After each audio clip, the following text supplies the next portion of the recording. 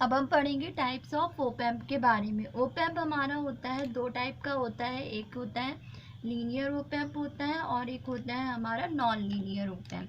और non linear और linear op amp को हम कैसे यूज़ करते हैं, जो लीनियर ओप एम्प है तो इसको हम यूज़ करेंगे एज अ इन्वर्टिंग एम्पलीफायर की तरह यूज़ कर सकते हैं, नॉन इन्वर्टिंग एम्पलीफायर की तरह यूज़ कर सकते हैं, समिंग एम्पलीफायर की तरह यूज़ कर सकते हैं, सब्ट्रैक्टर की तरह यूज़ कर सकते हैं, इंटीग्रेटर की तरह यूज़ कर सकते हैं, या वोल्टेज फॉलोअर की तरह यूज़ कर सकते हैं, डिफरेंशिएटर की तरह यूज़ कर सकते हैं। और नॉन लीनियर एम्पलीफायर को comparator, symmetric, zero cross detector and instrumentation amplifier की तरह यूज़ किया जा सकता है। अब ये तो हमारे थे टाइप्स हैं, और अब हम सबसे पहले पढ़ेंगे इन्वर्टिंग एम्पलीफायर की तरह कि कैसे हम इन्वर्टिंग एम्पलीफायर की तरह इसको यूज़ कर सकते हैं। अब इसमें क्या होता है कि इन्वर्टिंग एम्पलीफायर को जानने के लिए उससे पहले हमको जानना पड़ेगा वर्चुअल शॉर्ट सर्किट क्या होता है, क्योंकि विदाउट वर्चुअल शॉर्ट सर्किट को जाने हम इन्वर्टिंग एम्पलीफायर को नहीं जान सकते हैं। तो ये इसका सर्किट डायग्राम है ओप एम्प का। तो ओप एम्प में ये जो नेगेटिव टर्मिनल से एक पॉजिटिव टर्मिनल्स होता है। नेगेटिव टर्मिनल्स को हम इन्वर्टिंग टर्मिनल्स कहते हैं, पॉजिटिव टर्मिनल को नॉन इन्वर्टिंग टर्मिनल कहते हैं, और ये हमारा आउटपुट होता है। और हमको पता है कि जो ओप एम्प होता है वो उसकी जो गेन होता है वो एडी होता है, और जो हमारा आउटपुट होता है वो किसके वो इन दोनों के डिफरेंस यानी कि दोनों टर्मिनल के डिफरेंस के प्रोपोर्शनल होती है। तो इसके ही अकॉर्डिंग क्या करते हैं, वर्चुअल शॉर्ट सर्किट को जाना जाता है। अब ये तो हमको पता है, और इसमें ये चाहे आप यहाँ पे V1 ले लीजिए चाहे यहाँ पे V2 ले लीजिए, इससे मतलब नहीं है। सिर्फ मतलब हमारा इससे है कि नेगेटिव वाला जो टर्मिनल्स होगा वो इन्वर्टिंग टर्मिनल्स होता है, जो पॉजिटिव वाला टर्मिनल्स होता है वो हमारा नॉन इन्वर्टिंग टर्मिनल्स होता है। अब क्योंकि हमको पता है कि जो इसका आउटपुट होता है, जो वी आउटपुट जो होता है वो हमारा किसके होता है, वो व्युत्क्रमानुपाती होता है V1 माइनस V2 के। अब इसको ओपन करेंगे, AD जो कि इसका गेन है, गेन है। अब ये V1 माइनस V2, यहाँ से AD का वैल्यू फाइंड आउट करेंगे तो VO upon V1 minus V2 ये हो जाता है। अब क्योंकि एक आइडियल ओप एम्प के लिए AD का जो मान होता है यानी गेन का जो मान होता है वो इनफाइनाइट होना चाहिए, क्योंकि पहले भी हम बता चुके हैं। अब हम यहाँ पे AD का मान इनफाइनाइट रख देंगे equal to VO upon V1 minus V2। तो अब ये क्या हो जाएगा, V1 minus V2 equal to 0।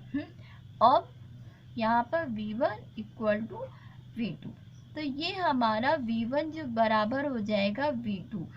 तो इसका मतलब ये होता है कि जब हमारा V1 बराबर हो जाता है V2 पे, उस टाइम पे अगर हम इसको शॉर्ट सर्किट कर दें तो क्या हो जाएगा कि इन दोनों पे जो फ्लो होने वाली करंट का मान होगा वो 0 होता है। यानी कि जब हमारा आइडियल ओप एम्प होता है तब फिर क्या होती है, आइडियल ओप एम्प में हमारा जो वोल्टेज होती है V1 voltage and V2 voltage यानी कि इन्वर्टिंग टर्मिनल पे दिया गया वोल्टेज और नॉन इन्वर्टिंग टर्मिनल पर जो दिया गया वोल्टेज होता है वो क्या होता है, बराबर होता है। और इस कंडीशन पे अगर हम इसको क्या कर दें, शॉर्ट सर्किट कर देती हैं तो क्या हो जाता है ये कि हमारे फ्लो होने वाली जो करंट होती है ये 0 होती है।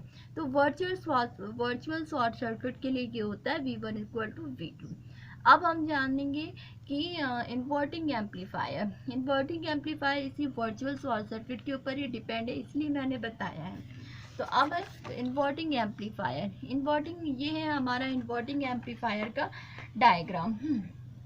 इन्वर्टिंग का मतलब ये होता है, जैसे inverting amplifier and non inverting amplifier होता है, उसी तरह से क्या होता है, एक इन्वर्टिंग टर्मिनल्स होता है, एक नॉन इन्वर्टिंग। जैसे कि ये वाला हमारा इन्वर्टिंग टर्मिनल्स है और ये हमारा नॉन इन्वर्टिंग, नेगेटिव वाला इन्वर्टिंग टर्मिनल्स होता है और पॉजिटिव वाला नॉन इन्वर्टिंग टर्मिनल्स होता है। तो ये हमारा इन्वर्टिंग एम्पलीफायर है। इन्वर्टिंग का मतलब ये होता है कि उसको इन्वर्ट कर देना, उलट देना, यानी कि जो भी हम इनपुट देंगे, सपोज हमारा इनपुट पे ऐसे वेव फॉर्म है तो आउटपुट पे जाकर के ये इस तरह से हो जाएगा, यानी कि ये पलट जाता है। तो ये हमारा इन्वर्टिंग एम्पलीफायर का काम इसको उल्टा कर देना। अब ये हमारा सर्किट है। तो इसमें क्या होता था, क्योंकि इन्वर्टिंग एम्पलीफायर है इसलिए नॉन इन्वर्टिंग टर्मिनल्स को हमने क्या कर दिया, ग्राउंड कर दिया। और यहाँ पे यहाँ पे इसके इनपुट टर्मिनल पे ये जो हमारा VI है, ये इनपुट वोल्टेज है, इस पे फ्लो होने वाली जो करंट है वो I1 है, और इसमें जो रजिस्टर लगा हुआ है, इस रजिस्टर पे जो करंट फ्लो हो रही है वो हमारी I1 है। अब यहाँ पर आए तो यहाँ पे जो हमारी I1 करंट है वो 2 पार्ट में डिवाइड होगी।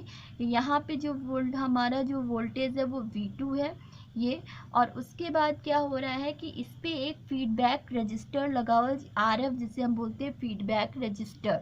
हाँ, अब इस पे जो करंट फ्लो हो रही है वो I1 I यानी इनपुट करंट इक्वल टू 0 हो रही है, और V2 और यहाँ पर यहाँ पर जो फ्लो होने वाली जो करंट है ये हमारी I2 हो रही है, और यहाँ जो करंट आ रही वो I आ रही जो इक्वल टू 0 है। अब यहाँ पर आउटपुट है और ये फीडबैक है।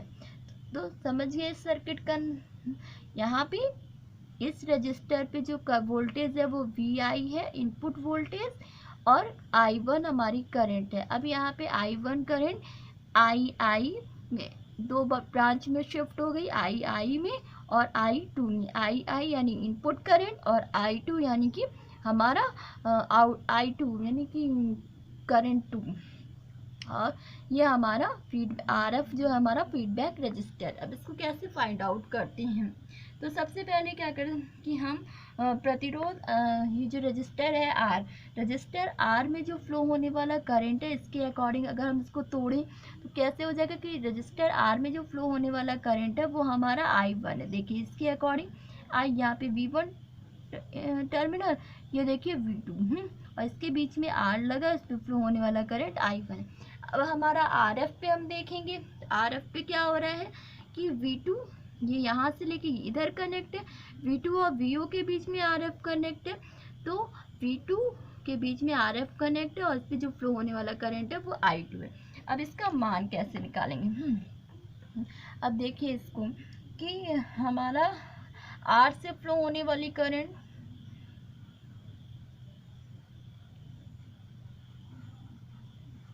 Flow of current by R,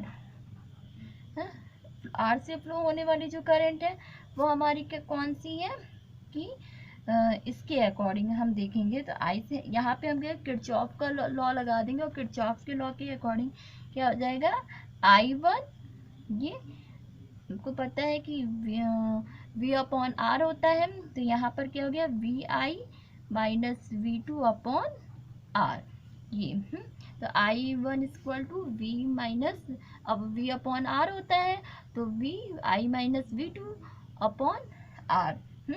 अब इसी तरह RF में फ्लो होने वाली करंट,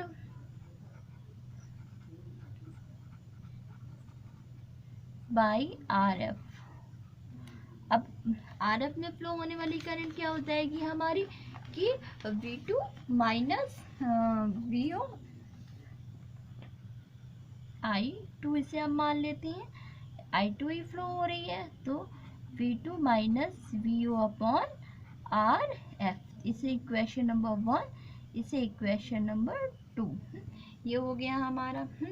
अब हमको पता है कि ये हमारा I1 का मान निकल गया, I2 यानी कि इस पे जो फ्लो होने वाली करंट है वो है, और इस पे जो फ्लो होने वाली करंट है I2 ये है। R पे फ्लो होने वाली करंट और I2 पे जो फ्लो होने वाली करंट है वो हमारा I1 और I2 है। अब हमको पता है कि जो हमारा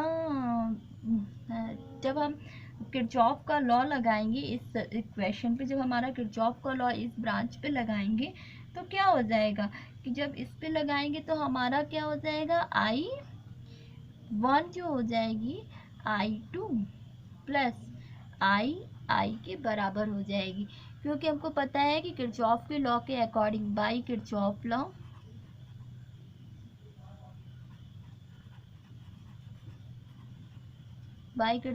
के अकॉर्डिंग क्या हो जाएगा, I1 आने वाली करंट और जाने वाली करंट क्या होती है, दोनों बराबर होती है।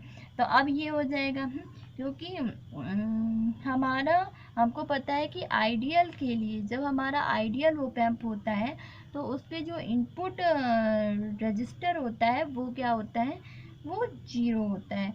तो इनफाइनाइट होता है कि इनपुट रजिस्टर जो होता है इनफाइनाइट हो, तो इस पर ये जो करंट होती है ये भी हमारी जीरो हो जाएगी, क्योंकि हमारा ये आइडियल ऑप एम्प में होता है।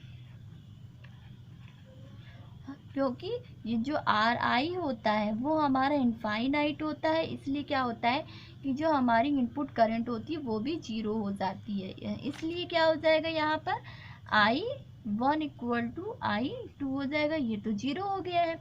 अब हम यही I1 और I2 का मान इससे हम रख देंगे, तो यहाँ पर रखें VI minus V2 upon R, यहाँ पे रखें V2 minus VO upon R F। अब क्योंकि इससे पहले हम पढ़ चुके हैं कि वर्चुअल शॉर्ट सर्किट में क्या हो जाता है कि V1 बराबर V2 होता है। तो अब हमारा क्या होता है, V1 बराबर V2 हो जाएगा। तो हमारा इन्वर्टिंग टर्मिनल पे जैसे ये देखिए, ये V1 बराबर V2, ये हमारा वर्चुअल शॉर्ट सर्किट से मिला है हमको है। अब यहाँ पर क्योंकि ये हमने इसको ग्राउंड कर दिया है तो V1 बराबर जीरो हो जाएगा। V1 बराबर जीरो, जब V1 बराबर जीरो तो क्या हो जाएगा, V2 इक्वल टू भी जीरो हो जाएगा। अब ये वैल्यू हम रख रहे हैं इक्वेशन नंबर 3 पे। यहाँ पे देखिए, अब इसको रखेंगे तो क्या हो जाएगा, ये इसके बाद यहाँ पे आइए तो VI minus zero upon R equal to V2 भी हमारा जीरो ही है, तो minus V0 upon R F। तो इससे VI minus R equal to V0 R F ये हो जाएगा। तो अब हम इसमें value VO upon VI equal to minus RF upon R, ये इसका मान है।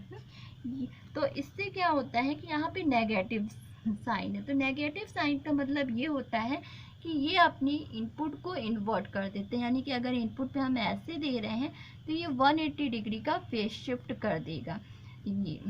तो इस तरह, इसलिए क्या हो जाता है कि यहाँ पर जो हमारी वोल्टेज आती है वो हमारी माइनस RF अपॉन R रहती है।